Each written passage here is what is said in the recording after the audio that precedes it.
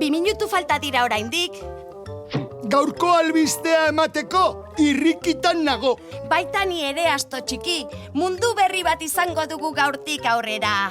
Bai, Aizu, gaurko berriarekin lotuta, baldakizu zein den aberats hitzaren jatorria. ba ez. Abere hitza dago aberats hitzaren erroan. Garai batean, abereak zituenari deitzen zitzaion aberats. Eta zer da abere bat? Zu, adibidez. Abereak animaliak dira. Haiek emandakoa jateko edo haien lana aprobetxatzeko gizakiak etxekotutako animaliak. Ta zeintzuk? Beia, ardia edo astoa. Libratu zara, Baina gaur egun ez zaio abereak dituenari aberatz esaten, ezta?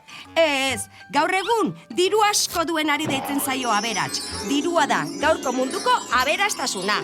Gainera, diruzko aberastasuna oso gaizki banatuta dago.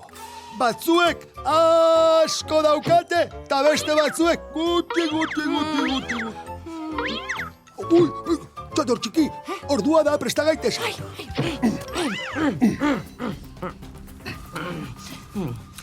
Ongi etorri berri on albistegira. Gaur kontan, albiste mundial batekin gatozkizue. Ez aldala, asto txiki? Halaxe da bai, mundiala.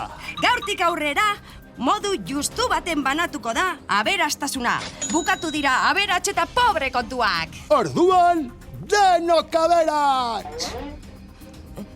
Denok aberats. Bai ba, denok maitasunean aberats.